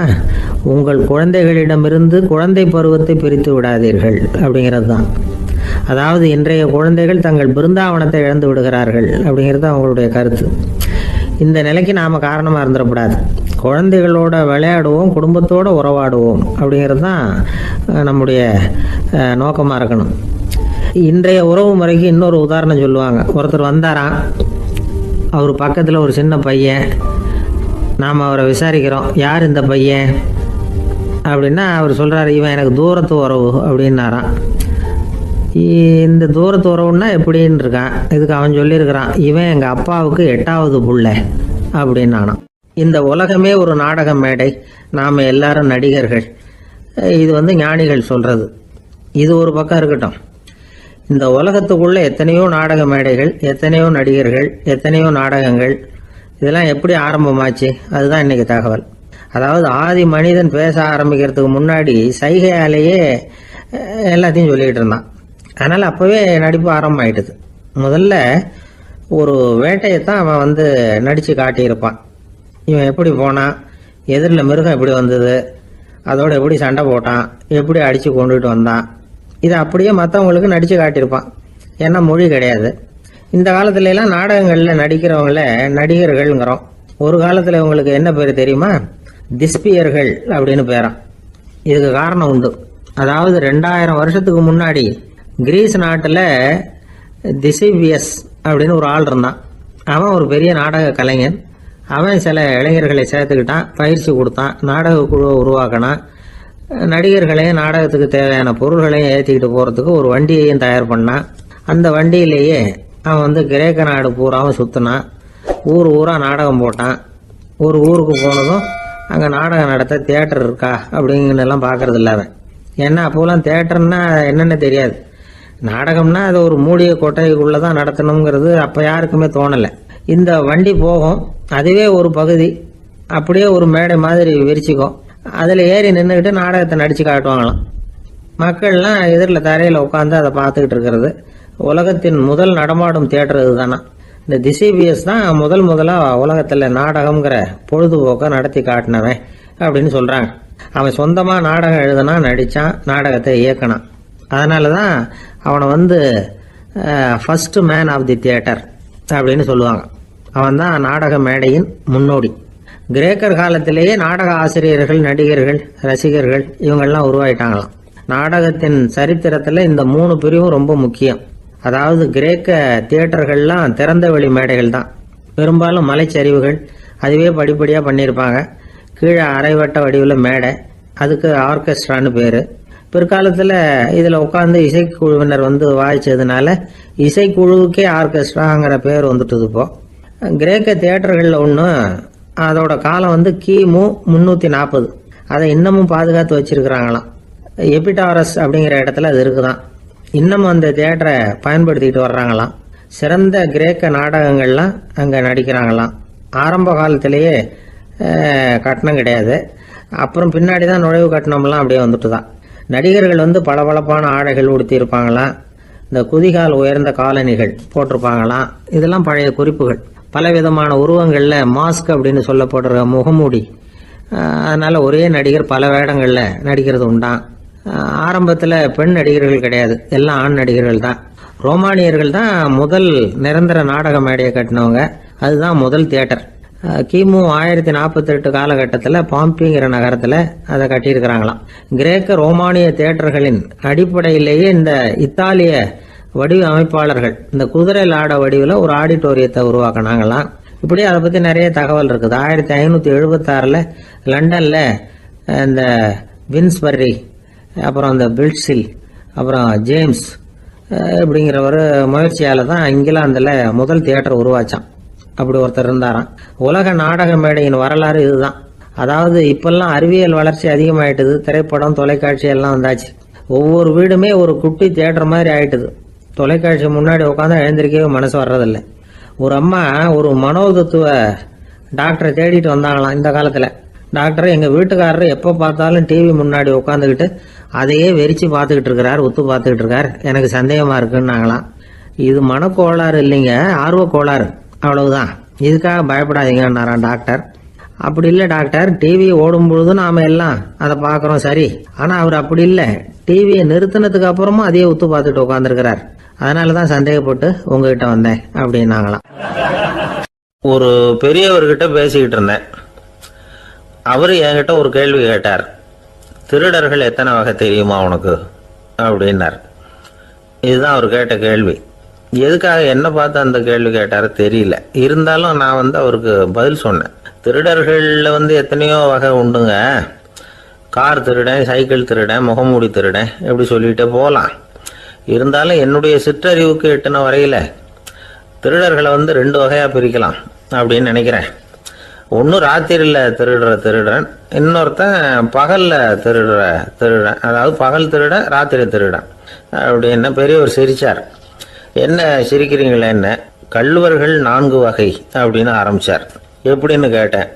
சாப்பாட்டுக்கு இல்லாமல் திருடுறாங்க பாருங்க, அது ஒரு வகையான். சாப்பாட்டுக்கு இருந்தும் திருடுறாங்க பாருங்க, அது ஒரு வகையான். இதை தவிர இன்னும் ஒரு 2 வகை திருட்டு உண்டு. அது என்னன்னா, ஆண்டவன் கிட்ட இருந்து நாம திருடுற திருட்டு, இன்னொன்று என்னன்னா நம்ம கிட்ட இருந்து ஆண்டவன் திருடுற திருட்டு அப்படின்னார். எனக்கு ஒன்றும் புரியல. என்ன சார் இது, ஆண்டவனையே திருடன்னு சொல்றீங்களே அப்படின்னு ஆச்சரியமா. ஆமாங்க, ஆண்டவனை கல்வன்னு சொல்றது இல்லையா. காஞ்சிபுரத்துக்கு பக்கத்தில் திருக்கார்வனம் அப்படின்னு ஒரு ஊர் இருக்கு. அங்கே உள்ள பெருமாளுக்கு கல்வர்னு தான் பேர். அது மட்டும் இல்லை, திருமங்கையாழ்வார் தம்முடைய திரு நெடுந்தாண்டகத்தில் கார்வனத்துள்ளாய் கல்வா அப்படின்னு தான் அழைக்கிறார் அப்படின்னு நிறைய உதாரணம்லாம் சொல்ல ஆரம்பித்தார். அதுக்கப்புறம் அவர்கிட்ட பேசி நான் புரிஞ்சுக்கிட்ட விவரங்களை தான் நான் இப்போ உங்ககிட்ட சொல்ல போகிறது. அதாவது அவர் சொன்ன முதல் வகை திருடர்கள் சாப்பாட்டுக்கு இல்லாமல் திருடுறவங்க. இவங்களை திருத்தி போடலாம். சாப்பாட்டுக்கு இருந்தும் பணம் சேர்க்கணுங்கிற ஆசையால் பொய் கணக்கெல்லாம் எழுதுறாங்க பாருங்க, அவங்க தான் 2வது வகை. 3வது வகை திருட்டு தான் மிகப்பெரிய திருட்டு. இறைவனுக்கு சொந்தமானதை நம்முடையதுன்னு நினைக்கிற திருட்டு. எது இறைவனுக்கு சொந்தமானது அப்படின்னா ஆத்மா. பகவானுக்கு சொந்தமான ஆத்மாவை நம்முடையதுன்னு நினைக்கிறது தான் அந்த மாபெரும் திருட்டு. இதுக்கு பேர் தான் ஆத்மாபகாரமா. சரி, இதுக்கு பரிகாரம் என்ன? எல்லாம் இறைவனுடையது, நமக்கு ஒன்றும் இல்லை அப்படின்னு நினைக்கிறது தான் இதுக்கு பரிகாரம். இதெல்லாம் இருக்கட்டும். 4வது திருட்டு ஒன்று சொன்னோம்ல, ஆண்டவன் நம்மகிட்ட இருந்து திருடுறது. அது எப்படி? ஆண்டவனை கல்வன்னு சொல்றாங்க, அது சரி. அவர் என்னத்தை திருடினார்? இப்போ இன்னொருத்தருக்கு சொந்தமான ஒன்றை எடுத்து வச்சுக்கிறது தான் கள்ளத்தனம். ஆனால் ஆண்டவன் எடுத்துக்கிட்டோம்னா இருக்கிறது எல்லாமே அவனுக்கு சொந்தம். அப்படி இருக்கிறப்போ அவரை எப்படி கல்வன்னு சொல்றது? இது என்ன புரியாமல் இருக்குதே அப்படின்னு சொல்லி பார்த்தா அதுக்கும் விளக்கம் சொல்றாங்க அவங்க. அதாவது ஆண்டவனுக்கு உருவமே கிடையாது, அரூபமா இருக்கிறவன், அதாவது உருவம் இல்லாமல் இருக்கிறவன். அப்படி உள்ள பகவான் நம்மளை மாதிரி உருவத்தில் இருக்கிறான். நம்மளை மாதிரியே கையை காலு மூக்கெல்லாம் இருக்குது ஆண்டவனுக்கு. இந்த உருவம் நம்மகிட்ட இருந்து திருடினது தானே. அவன் தன்னுடைய உண்மையான திருமேனியை நமக்கு காட்டாம, அதாவது தரிசனம் கொடுக்காம இருக்கிறது கள்ளத்தனம் தானே. அதனால தான் இதுவும் ஒரு பெரிய திருட்டு, இருக்கிறதுலேயே மிகப்பெரிய திருட்டு அப்படிங்கிறார். என்கிட்ட பேசிக்கிட்டு இருந்தார், இந்த விஷயம்லாம் சொல்லிட்டு இருந்தாரு அந்த பெரியவர். அதாவது திருட்டை ஆன்மீக நோகத்தில் அவர் பார்க்குறார். நம்ம பார்வையில் இதை விட அபூர்வமான திருட்டுலாம் இங்கே உண்டு, அபூர்வமான திருடர்களும் உண்டு. ஒரு திருடன் சிறையிலிருந்து விடுதலையாகி வெளியில் போனான். கொஞ்ச நாளில் மறுபடியும் திரும்பி ஜெயிலுக்கு வந்துட்டான். அப்போது சிறை அதிகாரி அவனுக்கு அறிவுரை சொன்னாராம். ஏன்பா இப்படி அடிக்கடி தப்பு பண்ணிவிட்டு ஜெயிலுக்கு வந்துடுறியே, உனக்கு சொந்த பந்தம் எதுவும் இல்லையா? உனக்கு அப்பா, அண்ணன், தம்பிகள் அவங்க கூட எல்லாம் சேர்ந்து வாழணுங்கிற ஆசை இல்லையா அப்படின்னு கேட்டிருக்கார். அவங்களோட சேர்ந்து வாழணுங்கிற ஆசை எனக்கு நிறைய உண்டுங்க சார் அப்படின்னு அவன். அப்புறம் எதுக்கு இப்படி ஜெயிலுக்கு வந்துடுற அப்படின்னாரான் அவரு. அவங்க எல்லாருமே இங்கே தானே சார் இருக்காங்க அப்படின்னு அவன். நம்ம கிட்ட ஒருத்தன் தப்பா நடந்துக்கிட்டானா உடனே நாம என்ன செய்வோம்? கையை ஓங்கிட்டு அவனை அடிக்க போவோம். நாம அவங்கிட்ட அவனை விட ஒருபடி மேலா தப்பா நடந்துக்குவோம். ஆனா பெரியவங்கள்லாம் அப்படி நடந்துக்கிறது இல்லை. இன்னா செய்தாரை ஒருத்தல் அவர் நாண நன்னயம் செய்து விடல் அப்படின்னு வள்ளுவர் சொல்லியிருக்கார் இல்லையா? அதுக்கு தகுந்த மாதிரி நடந்துக்குவாங்க. பாயசித் விஸ்தாமிங்கிறவர் ஒரு பெரிய ஞானி. அவர் ஒரு நாள் ராத்திரி ரொம்ப நேரம் மசூதியில் இருந்துட்டு வீட்டுக்கு திரும்பி வந்துகிட்டு இருக்கிறார். வழியில ஒரு குடிகாரன், அவன் கையில ஒரு இசைக்கருவி, அதை கண்ணா பின்னான்னு மீட்டிக்கிட்டு வாய்க்கு வந்தபடி என்னத்தையோ பாட்டுன்னு நினைச்சுக்கிட்டு பாடிக்கிட்டு அவன் பாட்டுக்கு கிடக்குறான் வழியில. அதோட இருந்தாலும் பரவாயில்ல, அந்த பக்கமா வழியில போறவங்க வர்றவங்களையெல்லாம் பார்த்து கண்ணா பின்னான்னு திட்டிக்கிட்டு இருக்கிறான், ரொம்ப வளர்க்குறான். பாயசித் பிஸ்தாமிங்கிற அந்த பெரியவர் அந்த வழியா போறார். அவனை பார்க்குறார். அவனுடைய நிலைமையை பார்த்துட்டு பரிதாபப்படுறார். ஏன்பா இது மாதிரி எல்லாம் நடந்துக்கிற, இப்படி நடக்கலாமா அப்படின்னு ஏதோ கொஞ்சம் புத்திமதி சொல்றதுக்கு ஆரம்பிச்சார். அவனுக்கு கோபம் வந்துட்டுது. கையில் வச்சிருந்த வாத்திய கருவி அதால ஓங்கி அந்த பெரியவர் தலையில ஒரு அடி கொடுத்தான். ரத்த காயம் ஏற்பட்டு போச்சு. அவன் கையில இருந்த இசைக்கருவியும் அடிச்ச வேகத்துல ரெண்டா உடஞ்சி போச்சு. அவ்வளவு வேகமா அடிச்சிருக்கான். இவ்வளவு தூரத்துக்கு நடந்து போச்சுல்ல, அந்த மாபெரும் ஞானி வாயை திறந்து ஒரு வார்த்தை கூட பேசல. பேசாம தலையை பிடிச்சிக்கிட்டு அவர் பாட்டுக்கு போயிட்டார். மறுநாள் அந்த பெரியவர் என்ன பண்ணார் தெரியுமா? கொஞ்சம் இனிப்பு பண்டங்கள், கொஞ்சம் பணம், இது ரெண்டையும் ஒரு ஆள் மூலமா அனுப்பி வச்சார் அந்த குடிகாரனுக்கு. அவனுக்கு ஒன்றும் புரியல. என்ன விவரம்னு விசாரிச்சான். வந்த ஆள் ஒரு கடுதாசியை நீட்டினான். அதுல விவரம் இருந்தது. ஞானி எழுதியிருக்கிறார், இதை பார்ப்பா, உங்களுடைய இசைக்கருவி உடையறதுக்கு என்னுடைய தலை காரணமா ஆயிட்டுது. அதுக்காக நான் ரொம்ப வருத்தப்படுறேன். அதுக்காக தான் பணம் அனுப்பி வச்சிருக்கேன். வேற புதுசா ஒரு இசைக்கருவி வாங்கிக்கோ. அப்புறம் இன்னொரு விஷயம், நேற்றுக்கு ராத்திரி என்கிட்ட ஏகப்பட்ட கசப்பான வார்த்தைகளை பேசினேன். இதோட அனுப்பியிருக்கிற இனிப்பு பண்டங்களை சாப்பிட்டு உன்னுடைய நாவில் உள்ள கசப்பை மாத்திக்கோ அப்படின்னு அதில் எழுதப்பட்டிருந்தது. இந்த சமயத்தில் அவன் குடி மயக்கத்தில் இல்லை, கிழிஞ்சு போயிருந்த நேரம் அது. அதனால அதை படித்த உடனே அவனுக்கு ரொம்ப வெக்கமாக போச்சு. தலை குனிஞ்சான், யோசனை பண்ணான். கொஞ்ச நேரத்தில் தன்னுடைய நண்பர்கள் சில பேரையும் கூப்பிட்டுக்கிட்டு நேராக அந்த ஞானி இருக்கிற இடத்துக்கு ஓடினான். அவர் காலில் விழுந்தான். அவர்கிட்ட மன்னிப்பு கேட்டுக்கிட்டான். பெரியவங்களே தெரியாமல் நான் இந்த பாவ செயலை பண்ணிவிட்டேன், என்னை மன்னிச்சுங்க. உங்களுடைய பொறுமையும் போதனையும் என்னுடைய கண்ணை திறந்து விட்டுது. இனிமேல் நானும் என்னுடைய நண்பர்களும் நல்ல வழியில் திருந்தி வாழ போகிறோம் அப்படின்னா. ஞானி செய்த நன்னயம் குடிகாரனை எப்படி திருத்திருக்கு பார்த்தீங்களா? இந்த கதையை கேட்டுவிட்டு ஒருத்தர் சொன்னார், என் வாழ்க்கையில் கூட அப்படி ஒரு சம்பவம் நடந்தது சார். நானும் ஒரு நாள் ராத்திரி ஓவராக குடிச்சிட்டு ஒரு கிட்டாரை வாசிச்சுக்கிட்டு கண்ணாபின்னான்னு உளறிக்கிட்டு திட்டிக்கிட்டு இருந்தேன். அந்த சமயம் அந்த வழியாக ஒருத்தர் வந்தார். ஓங்கி தலையில் ஒரே ஒரு அடி, ரத்தம் வந்துட்டுது. அதுக்கப்புறம் என் மனசு தெரிந்துட்டுது சார் அப்படின்னார். அப்படியா என்ன ஆச்சரியமா? ஆமாம் சார், அடி விழுந்தது அவர் தலையில் இல்லை, என் தலையில். வந்தவர் என்ன அப்படி அடிச்சுட்டார். மயக்கம் தெளிஞ்சதுக்கு அப்புறம் தான் எனக்கு விவரம் புரிஞ்சுது. அவர் ஒரு போலீஸ்காரர் அப்படின்னார் ரொம்ப சோகமா. அந்த ஆளுக்கு பேச தெரியாது, அவர்கிட்ட கொஞ்சம் எச்சரிக்கையா நடந்துக்கோ அப்படின்னு சொல்றது உண்டு. அப்படின்னா என்ன அர்த்தம்? அவர் இன்னமும் குழந்தையாவே இருக்கிறாரு, இன்னும் பேச்சு வரலன்னு அர்த்தம்? அப்படி இல்லை, அவருக்கு நாகரிகமா பேச தெரியலன்னு அர்த்தம். பேசுறதுங்கிறது மனுஷனால மட்டுமே முடியக்கூடிய ஒரு காரியம். அப்படி இருந்தும் அதோட பெருமையை அவன் இன்னமும் சரியா புரிஞ்சுக்கலன்னு தான் சொல்லணும். அதனால தான் அவன் அளவுக்கு அதிகமா வார்த்தைகளை கொட்டி விடுறான். அதுக்கப்புறம் அதையெல்லாம் திருப்பி அள்ள முடியாம கிடந்து கஷ்டப்படுறான். கொட்டுன வார்த்தையை அள்ள முடியுமா? ஒருத்தரை இன்னைக்கு பார்த்து முட்டாள்னு திட்டி விடுறீங்க, நாளைக்கு மறுபடியும் அவர்கிட்ட போய் நேத்திக்கு உன்னை முட்டாள்னு சொல்லிவிட்டேன், அந்த வார்த்தையை திருப்பி கொடு, வாங்கிட்டு போயிடுறேன் அப்படின்னு நான் சொல்ல முடியும்? அவன் கோபக்காரனா இருந்தா நேத்திக்கு அதை வேற விதமா உங்களுக்கு திருப்பி கொடுத்துருப்பான். உலகத்துல எவ்வளவோ ஜீவராசிகள் இருக்கு, அதுக்கெல்லாம் வாய் இருக்குது. அந்த வாயெல்லாம் எதுக்கு உபயோகம்? சாப்பிட்றதுக்காக. ஆனா நமக்கு இருக்கிற வாய் சாப்பிட்றதுக்காக மட்டும் இல்லை, பேசுறதுக்காகவும் தான். பேச முடியலன்னா வாய் இருந்தா கூட அது வாயில்லா ஜீவன் தான். ஒரு பையனை பார்த்து அது வாய் உள்ள புள்ள பொழைச்சிக்கும் அப்படின்னா மற்ற பையன்களுக்கெல்லாம் முகத்துல வாயே இல்லைன்னு அர்த்தம்? அப்படி இல்லை, அந்த பையன் கொஞ்சம் கெட்டிக்காரத்தனமா பேசுவான்னு அர்த்தம். அதனால எப்படி பேசணும் அப்படிங்கிறத நாம முக்கியமா தெரிஞ்சுக்கணும். இதுக்கு 8 விதமான குறிப்புகளை நம்ம பெரியவங்க சொல்லியிருக்கிறாங்க. பேச்சுக்கு 8 அங்கங்கள் உண்டு அப்படின்னு அவங்க சொல்றாங்க. அதெல்லாம் என்னென்ன அப்படின்னா, உண்மை, நன்மை, அன்பு, நிதானம், இனிமை, ஆழம், சமயமறிதல், சபையறிதல். இந்த 8 தன்மையும் பேச்சில் இருக்கணுமா. இதையே கொஞ்சம் விவரமா சில பேர் போர்டில் எழுதி வச்சிருப்பாங்க. அதாவது எழுத்துலையாவது அதெல்லாம் இருக்கட்டுமே அப்படின்னு நினைச்சு. நீங்கள் கூட சில இடங்கள்ல இதை பார்த்துருக்கலாம். அதாவது உண்மையே பேசுக, நன்மையே பேசுக, அன்பாக பேசுக, நிதானமாக பேசுக, இனிமையாக பேசுக, ஆழமுடையதாக பேசுக, சமயமறிந்து பேசுக, சபையறிந்து பேசுக, இப்படி எழுதி வச்சிருப்பாங்க. இந்த 8 அம்சமும் சரியா பொருந்தி இருந்தாதான் அது பேச்சு. மற்றதெல்லாம் பேச்சாயிடாது. பேச்சு ஒரு சிறந்த கலை. எல்லாத்தையும் விட பேசாம இருந்தும் பழகணும், அது ரொம்ப முக்கியம். உண்மையே பேசணும். சத்தியத்துக்கு மதிப்பு கொடுக்குறவங்கள தான் சரித்திரம் மதிக்கும். உண்மை பேசினா மட்டும் போதாது, அந்த உண்மையில நன்மை கலந்துருக்கணும். கொலைகாரனுக்கு பயந்துக்கிட்டு ஒருத்தன் உங்க வீட்டுக்குள்ள ஒளிஞ்சிருக்கிறான். அந்த முரட்டு ஆசாமி கையில அரிவாளோட வந்து அவங்க வந்தானான்னு உங்ககிட்ட கேட்கறான்னு வச்சுங்க.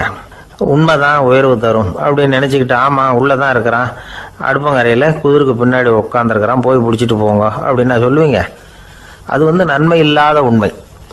அதனால பிரயோஜனம் கிடையாது. அதே மாதிரி உங்க பேச்சில் அன்பு இருக்கணும், நிதானம் இருக்கணும், இனிமை இருக்கணும், சிந்தித்து பேசணும், சமயம் அறிந்து பேசுறதும் முக்கியம். அதை பத்தி நமக்கு வேற யாரும் சொல்லிக் கொடுக்க வேண்டியதில்லை. எந்த நேரத்தில் யாருக்கிட்ட எப்படி பேசினா காரியம் நடக்கும் அப்படிங்கிறது நமக்கு நல்லா தெரியும். அது கைவந்த கலை. அவையறிந்து பேசுற திறமை பேச்சாளர்களுக்கு ரொம்ப அவசியம். அது இல்லைன்னா நிலைமை பரிதாபமாயிடும். ஒரு பேச்சாளர் ரொம்ப மும்முரமா பேசிக்கிட்டே இருந்தாராம். ரொம்ப நேரம் நிறுத்தவே இல்லை, பேசிக்கிட்டே இருக்கிறாரு. சபையில் இருந்தவங்கலாம் ஒவ்வொருத்தரும் எழுந்திரிச்சு போய்கிட்டே இருக்கிறாங்க. கடைசியில் 2 பேர் தான் அக்கறையா பேசுகிறவரை கவனிச்சுட்டு உட்காந்துருந்தாங்களாம். மேடையில் பேசிக்கிட்டு இருந்தவர் அவங்கள பார்த்து சொன்னாராம், எனக்கு கூட்டம் முக்கியம் இல்லை, எவ்வளவு பேர் என் பேச்சை கேட்குறாங்க அப்படிங்கிறது முக்கியம் இல்லை. நீங்கள் 2 பேராவது ஊக்கமாக என்னை கவனிச்சுக்கிட்டு உட்காந்துருக்குறீங்க, அது போதும். உங்களுக்காகவே நான் பேசிக்கிட்டு இருக்கிறேன் அப்படின்னார். இதை கேட்டதும் உட்கார்ந்துருந்த 2 பேர்ல ஒருத்தர் எழுந்திருச்சு, அப்படி இல்லைங்க, நாங்கள் 2 பேரும் நீங்கள் பேசி முடித்த உடனே தொடர்ந்து பேச வேண்டிய ஆளுங்க, அதுக்காக தான் காத்துக்கிட்டு இருக்கிறோம், சீக்கிரம் முடிங்க அப்படின்னாங்களாம். ஒரு ஊரில் ஒரு புகழ்பெற்ற பத்திரிகையாளர் இருந்தார். அவர் ஒரு நாள் திடீர்னு இறந்து போயிட்டார்.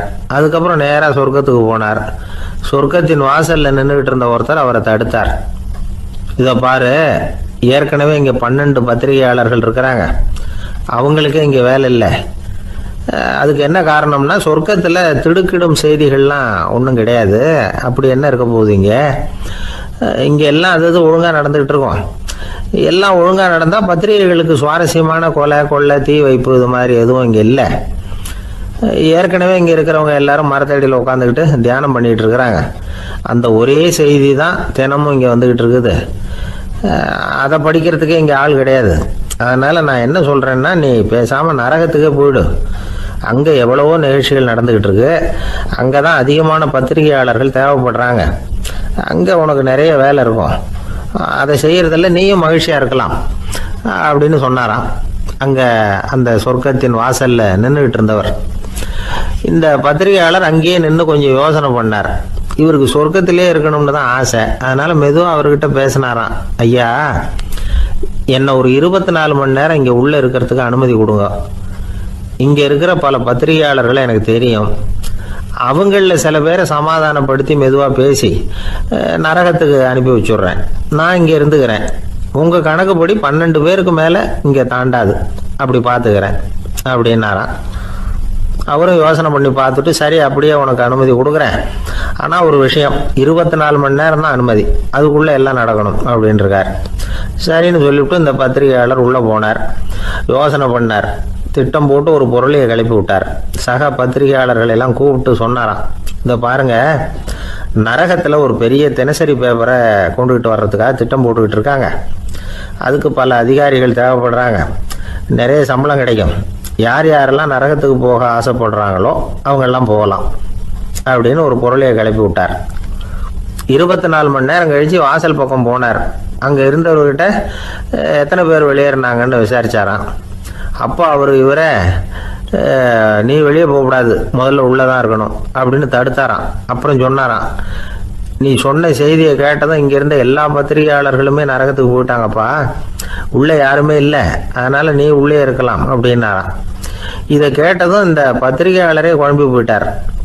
ஒருவேளை உண்மையிலேயே நரகத்துல புதுசா பத்திரிகை ஏதாவது ஆரம்பிக்க போறாங்களோ அப்படின்னு அவரே நினைக்க ஆரம்பிச்சிட்டாராம். அப்புறம் சொன்னாராம், ஐயா என்னை விட்டுருங்க, நான் நரகத்துக்கே போயிடுறேன், அங்கே ஏதோ விசேஷம் இருக்கணும் அப்படின்னாராம். இல்லைன்னா இத்தனை பேரும் ஒட்டு மொத்தமாக அங்கே போகிறதுக்கு சான்ஸே இல்லை, என்னை தடுக்காதீங்கன்னு கெஞ்ச ஆரம்பிச்சுட்டாராம்.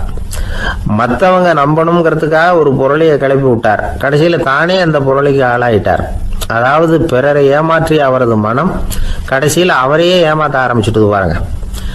நீங்க இப்படி அடுத்தவங்களை ஏமாத்துறதுக்கு உங்க மனசை பழக்கப்படுத்துறீங்க, ஆனா கடைசியில் அதனால நீங்களே ஏமாற்றப்படுகிறீர்கள் அப்படிங்கிறது பெரியவர்களுடைய புத்திமதி. அதனால உங்க மனசுகிட்ட ரொம்ப எச்சரிக்கையா இருங்கோ அப்படிங்கிறாங்க. நம்ம ஆளுங்க அங்க போய் என்ன சொல்லுவாங்கன்னா, இந்த பாரு அங்க போகாத இங்க போகாதன்னு பயமுறுத்துறது உண்டு. சில பேர் அங்க பேய் இருக்குது பிசாசு இருக்கு அப்படின்னு பொருளையை கிளப்பி விடுறது உண்டு. இருட்டு நேரம் காட்டு வழியா ஒருத்தன் போய்கிட்டு இருக்கிறான். அங்க பேய் பிசாசு நடமாட்டம் இருக்கிறதாக வதந்தி. இவன் பயந்துகிட்டே வேகமா போறான். காடு முடிஞ்சு மெயின் ரோட்டுக்கு வந்து சேர்ந்தான். அப்பாடா, ஒரு பஸ் நின்றுட்டு இருக்கு தனியா. இருட்டில் லேசா தெரிஞ்சுது. ஓடி போய் ஏறி உள்ள உட்காந்துக்கிட்டான். பயந்துக்கிட்டே போனவன் அப்புறம் தான் தெரியுது உள்ள யாருமே இல்லை, டிரைவரும் இல்லை, கண்டக்டரும் இல்லை, வேற யாரும் இல்லை. இவனுக்கு பேய் பயம் அதிகமாக போட்டுது. ஏன்னா நடு ராத்திரி. இந்த நேரம் பார்த்து அந்த பஸ்ஸு தானே நகர ஆரம்பிச்சுதான். இவனுக்கு இன்னும் பயம் அதிகமாக போட்டுது. ஏன்னா டிரைவர் சீட்டு காலியாக இருக்கு, பஸ்ஸு நகருது. இவன் உடம்பு பூரா நடுங்க ஆரம்பிச்சுட்டுது. வீல்னு கத்தலாமான்னு பார்த்தான். அந்த நேரம் பார்த்து அவன் தோளில் ஒரு கை விழுந்துதான். திடுக்கிட்டு திரும்பி பார்த்துருக்குறான். அங்கே டிரைவர் நிற்கிறார். அவர் சொன்னாராம், ஏன்பா ஏற்கனவே பஸ்ஸு பிரேக் டவுன், நாங்கள்லாம் பின்னாடி இறங்கி நின்று தள்ளிட்டு இருக்கிறோம், நீ மட்டும் ஜாலியாக ஏறி உக்காந்துக்கிட்டியா, இறங்கி வந்து தள்ளுப்பா அப்படின்னாராம். ஒரு ஊர்ல ஒரு துறவி இருந்தார், புத்த சமய துறவி. அந்த ஊர் மன்னன் அவரை பத்தி கேள்விப்பட்டிருக்கான். ஒரு நாள் புறப்பட்டு போனான். துறவியின் பாதங்களை தொட்டு வணங்கினான். அதுக்கப்புறம் சொன்னான், ஐயா, நான் உங்களை அரண்மனைக்கு அழைச்சிட்டு போறதுக்காக வந்திருக்கிறேன். இனிமே நீங்க இங்க எதுக்கு இருக்கணும் அப்படின்னானா. அவன் மனசுக்குள்ள என்ன நினைப்புன்னா, இவர் எங்க வர போறாரு, நான் ரொம்ப எளிமையானவன், எனக்கு எதுக்கு அரண்மனை வாசம்னு சொல்லி விடுவார் அப்படின்னு நினைச்சிருக்கான். ஆனா அந்த துறவி என்ன பண்ணார் தெரியுமா? அப்படியா, சரி போகலாம், வா, போய் உன் ரதத்தை கொண்டுட்டு வா, அரண்மனைக்கு போகும்பொழுது அதுக்கு தகுந்த மாதிரி ஆடம்பரமா போகணும் அப்படின்னு விட்டாரான். துறவி இப்படி சொன்னதும் அந்த மன்னனுக்கு மனசுக்குள்ள சந்தேகம் வந்துட்டுது. இவர் உண்மையிலேயே துறவி தானா, ஏமாத்து பேர் வழி மாதிரி தெரியுதே அப்படின்னு நினைச்சிருக்கான். இருந்தாலும் இனிமே என்ன பண்றது, சொல்லியாச்சு. ரதத்தை கொண்டுட்டு வந்தான். துறவி ஏறி உக்காந்தார். பக்கத்துல ராஜா. அவர் ரொம்ப உற்சாகமா வரார். இவன் ரொம்ப சோர்ந்து போய் வரான்.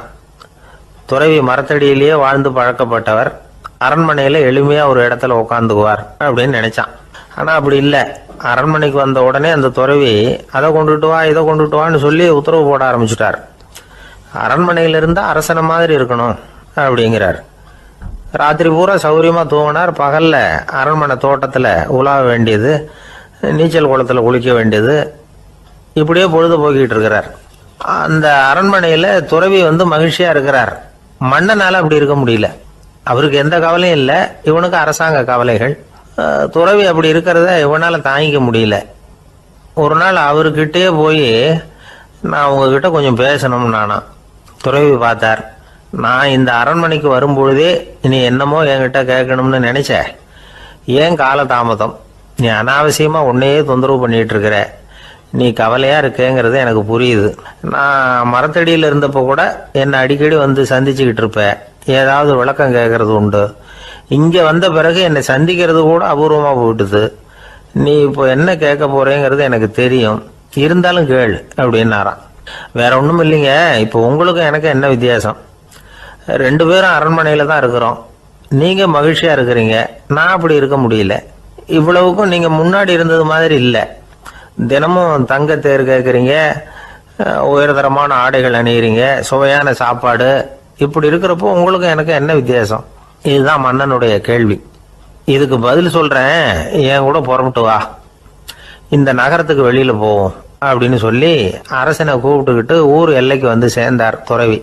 அங்க போய் சொன்னார், இத பாருப்பா, இந்த இடத்த தான் தேடிட்டு இருந்தேன். இனிமே நான் திரும்பி வர போறதில்ல.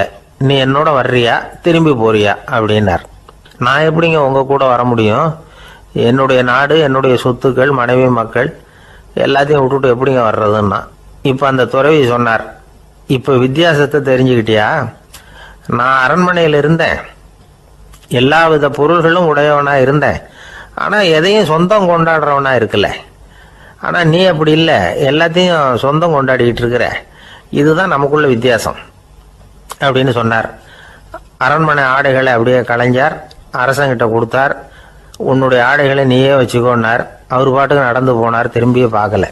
அரசனுக்கு அப்பதான் தன்னுடைய அறியாமை விளங்குச்சான். இதுல இருந்து நாம புரிஞ்சுக்க வேண்டியது என்னன்னா, இந்த உலகத்துல எத்தனையோ பொருள்கள், அதையெல்லாம் முறையா பயன்படுத்தினா மகிழ்ச்சி. அதை விட்டுட்டு அதுக்கெல்லாம் சொந்தம் கொண்டாட ஆரம்பிச்சா கவலை. நம்ம ஆட்கள் சொந்தம் கொண்டாடுற விதமே தனி. ஒரு ஆளு இன்னொருத்தங்கிட்ட ஒரு கொடை கடன் வாங்கியிருந்தான், திருப்பி கொடுக்கல. கொடையை கொடுத்தவன் கேட்டான், என்கிட்ட கடன் வாங்கினிய கொடை, அதை கொஞ்சம் திருப்பி தர்றியான்னா. அது உனக்கு இப்போ அவசரமா தேவைப்படுதா அப்படின்னு கேட்டான். இவன், எனக்கு தேவைப்படல, அந்த கொடையை நான் யாருகிட்ட வாங்கியிருந்தேனோ அவனுக்கு இப்போ அது அவசரமா தேவைப்படுது அப்படின்னு அந்த ஆள். சில பேரை இப்படி சொல்றது உண்டு. அடுத்தவங்களை அனுசரிச்சு நடந்துக்க தெரியல, அவன் என்ன சார் மனுஷன் அப்படிம்பாங்க. சக மனிதர்களோட எப்படி பழகிறது அப்படின்னு தெரியாததுனாலேயே பல பேர் இன்னைக்கு சங்கடப்பட்டுக்கிட்டு இருக்கிறாங்க. வசதி வாய்ப்பெல்லாம் சரியா இருக்கும், ஆனா வாழ்க்கை சரியா இருக்காது. இன்னொருத்தர்கிட்ட எப்படி பேசுறது பழகிறதுங்கிறது தெரியாததுனால தான் இந்த அவஸ்தை. சரி, இந்த அவஸ்தை இல்லாம வாழறது எப்படி? இதுக்கு அனுபவசாலிகள் சில வழிமுறைகளை சொல்றாங்க. அதெல்லாம் என்னென்னங்கிறத இப்போ தெரிஞ்சுக்குவோம். முதல்ல நம்ம நாக்கு நம்ம கண்ட்ரோலில் இருக்கணும். வார்த்தைகளை கொட்டி விட்டு அதுக்கப்புறம் அள்ள முடியாமல் கிடந்து கஷ்டப்படக்கூடாது. எப்படி பேசுகிறோங்கிறதும் முக்கியம், பேசுகிறப்ப எப்படி முகத்தை வச்சிருக்கிறோங்கிறதும் முக்கியம். அன்பாக பேசினாலும் நல்லா இருக்கும். அப்படி பேசுகிறப்ப ஆதரவாக அவர் தோள் மேலே ஒரு கையை போட்டுக்கிட்டு பேசினா இன்னமும் நல்லா இருக்கும். ரெண்டாவது விஷயம், இன்னொருத்தர்கிட்ட பேசுகிறப்ப வாக்குறுதிகளை அள்ளி வீசக்கூடாது. கொடுக்குற வாக்குறுதி குறைச்சலாக இருக்கணும். அப்படி கொடுத்த வாக்குறுதியை கண்டிப்பாக நிறைவேற்றணும். நாம் ஒருத்தரை பாராட்டுறோம் அல்லது அவரை பற்றி அபிப்பிராயம் சொல்கிறோம்னா அது ஆக்கப்பூர்வமாக இருக்கணும். நம்ம பாராட்டு அல்லது விமர்சனம் அடுத்தவருடைய முன்னேற்றத்துக்கு உதவுறது மாதிரி இருக்கணும். நாம் சொல்கிறத கேட்டுட்டு அவன் தலையில் கையை வச்சுட்டு உட்காந்துடக்கூடாது. எப்பவும் உற்சாகமாக இருக்கணும், முகம் மலர்ச்சியாக இருக்கணும். மனுஷன் இருந்தால் வருத்தம், கவலை, ஏமாற்றம் எல்லாம் இருக்க தான் செய்யும். அதெல்லாம் மனசில் இருக்கட்டும். அந்த வருத்தமும் கவலையும் ஏமாற்றமும் சேர்ந்துக்கிட்டு நம்ம முகத்தில் இருக்கிற மலர்ச்சியை மூடி மறைக்கிறதுக்கு நாம் இடம் கொடுத்துடக்கூடாது. எந்த விஷயத்தை பற்றி யாருக்கிட்ட பேசினாலும் வெளிப்படையாக பேசணும், திறந்த மனசோட பேசணும். மூடி மறைச்சி முன்னு மூங்கிக்கிட்டு இருக்கக்கூடாது. இன்னொருத்தர்கிட்ட பேசுகிறப்போ விவாதம் பண்ணுங்க, அது தப்பு இல்லை. ஆனால் வாதாடிக்கிட்டு இருக்கக்கூடாது. அதாவது என்ன சொல்கிறாங்கன்னா, டிஸ்கஸ் பண்ணலாம், ஆர்கியூ பண்ணக்கூடாதான். நம்மக்கிட்ட இருக்கிற நல்ல குணங்களை நாம் எடுத்து சொல்லிகிட்டு இருக்கக்கூடாது. அந்த நல்ல குணங்களே நம்மளை பற்றி எடுத்து சொல்லணும், அது மாதிரி நடந்துக்கணும். அதே மாதிரி அடுத்தவங்க கிட்ட உள்ள கெட்ட குணங்களை பற்றி அவசியம் இல்லாமல் நாம் பேச வேண்டியதில்லை. உங்களை பற்றி யாராவது தப்பாக பேசுகிறாங்களா, அப்படி அவங்க பேசுகிறதுல உண்மை இல்லையா அப்படின்னா அதை நீங்கள் பொருட்படுத்த வேண்டியதில்லை, விட்டுடலாம். அது தானாக போயிடும். ஒரு 4-5 பேரோட பேசிக்கிட்டு இருந்தீங்கன்னா எல்லாருக்கும் முக்கியத்துவம் கொடுங்க, யாரையும் அலட்சியப்படுத்தாதீங்க. தமாஷா பேசலாம், ஆனால் அவங்க தமாஷ் அடுத்தவங்களை கேலி பண்ணுறதா இருக்கக்கூடாது. நமக்கு கிடைக்க வேண்டியது கிடைக்கலையே அப்படிங்கிற தவிப்பு நம்மகிட்ட இருக்கக்கூடாது, அது தேவையில்லை. உங்கள் செயல்பாடுகள் தெளிவாக இருக்கட்டும், பாராட்டு தானாக அவங்கள தேடிட்டு வரும். இன்னொரு மனுஷனுடைய மனசில் கௌரவமான ஒரு இடத்த பிடிக்கணும்னா நாம் இந்த குணத்தையெல்லாம் நம்மகிட்ட வளர்த்துக்கணும். இதெல்லாம் அனுபவசாலிகள் சொல்லியிருக்கிற குறிப்புகள். இந்த குறிப்புகளை சரியாக புரிஞ்சுக்கணும், அது முக்கியம். தப்பாக புரிஞ்சுக்கிட்டா என்ன ஆகும் தெரியுமா? இதை கேளுங்க. ஒருத்தர் வந்தார், சார் அடுத்தவங்க தோள் மேலே கையை போட்டுக்கிட்டு அன்பாக பேசணும்னு சொன்னீங்க, அப்படிதான் பேசினேன். அவர் முதுகை கூட தட்டி கொடுத்தேன், என் வேலை போயிட்டுது சார், வீட்டுக்கு அனுப்பிச்சிட்டாங்க அப்படின்னார். யாருக்கிட்ட அப்படி பேசுனீங்கன்னு கேட்டோம். என் முதலாளிகிட்ட சார் அப்படிங்கிறார் ரொம்ப சோகமா. ஒருத்தர் ரொம்ப அவசரமா வந்தார், சார் மனுஷன் நிம்மதியா இருக்கிறதுக்கு என்ன வழின்னு கேட்டார். சீக்கிரமா ஒரு கல்யாணத்தை பண்ணீங்க, எல்லாம் சரியா போடும் அப்படின்னோம். அவர் ஒரு மாதிரியா பார்த்தார். ஏற்கனவே எனக்கு கல்யாணம் ஆயிட்டுது சார், அதனால தானே நிம்மதியா இருக்கிறதுக்கு வழி கேட்கறேன் அப்படின்னார். சரி, இவர் ஒரு மாதிரியான கேஸ் அப்படின்னு நினைச்சுக்கிட்டு நம்ம கிட்ட இருந்த ஒரு சின்ன புத்தகத்தை அவர்கிட்ட தூக்கி கொடுத்தோம். இதை படிச்சு பாருங்கன்னு. கல்யாணத்துக்கு பிறகும் சந்தோஷமா இருக்கிறதுக்கு என்ன வழி அப்படிங்கிற கேள்விக்கு அந்த புத்தகத்துல விளக்கம் இருந்தது.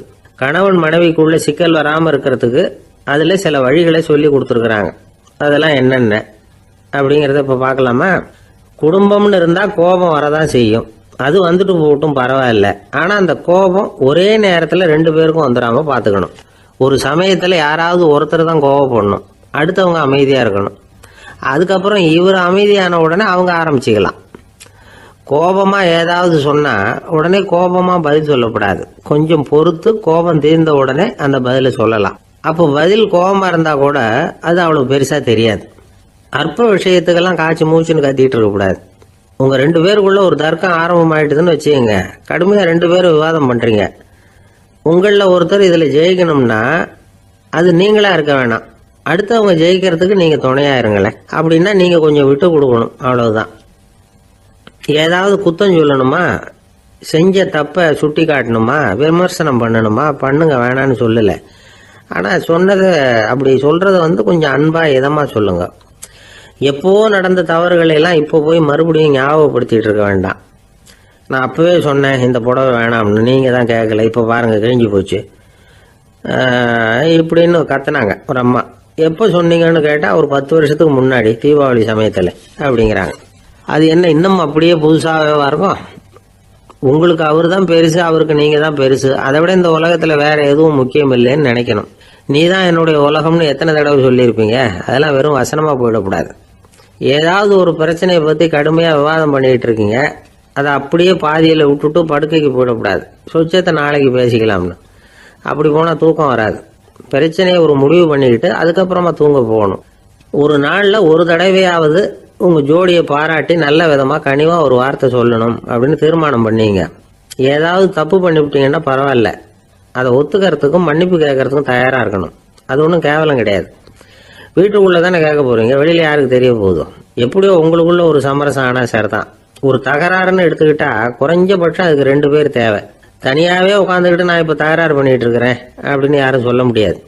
2 பேர் தகராறு பண்ணுறாங்கன்னா பொதுவாக அந்த 2 பேரில் யார் அதிகமாக பேசுகிறாங்களோ அவங்க பேரில் தான் தப்பு இருக்கும்.